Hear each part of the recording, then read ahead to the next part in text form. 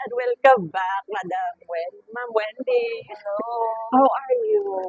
Okay naman. Eh, medyo mahaba na yung hair ko. Ayan. So, ano na plan? Gusto ko mag-Korean haircut, yung may mga layered. Tapos Okay. ipapalighter ko ng konti para bagay sa new skin color ko, di ba? More na tayo ngayon. Lighter na with no bleaching, no? No bleaching. Para safe. Yes. Ano tayo. Kasi, yan, para mas, yung buhok mo hindi masyadong mag-dry. Oo. Siyempre, yung lalagyan natin yung bangs. Yung sinabi Dito, mo. ay lalagyan ako ng Korean bangs dito. Para Barbie. Oh. Diba? Alam mo yan. Ang ganda pa rin, no? Fresh pa rin yan. Yeah, so, ayan po guys. So, abangan niyo mamaya. Let's see. Yan. Oh, Mermaid girl. ayan. Kumusta, ma'am? Ma'am Wendy. I love it. Para na akong Korean bars. Barbie down. Yan cute. Ay, diba? Ang cute, madam. Bagay sa'yo. Para Yan, may so, yung wish mo, soft layer lang. soft layer. Yeah. Bagay sa'yo. Brown. Yeah.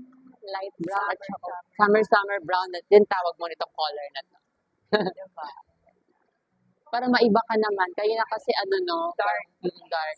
So, yun more, lighter lang po siya. Hindi ako nag-bangs eh. Bagay, ganda. Pero lighter lang po siya with no bleach. Diba, ma'am? Kasi ayaw ni ma'am nang magpa-lightening. So, ayun, para maganda pa rin. Healthy yung looking yung hair niya. So, yan, ma'am, when invite na sila dito sa Trima. Ayan guys, please come visit here at Lima. Located po sa Green Hills Promenade. Ayan. Ground floor lang. Makita nyo siya as you go inside. Ayan. May makita nyo na yung name ng Prima. At the same time, meron sila mga stylists na pwede nyo i-check yung hair nyo. So, may mga recommendations din sila na ano magandang gawin. At the same time, marami ka ring options regarding sa styles and colors. Yeah. Sobrang healthy kasi nilagyan din nila ito na treatment. Ayan. Treatment.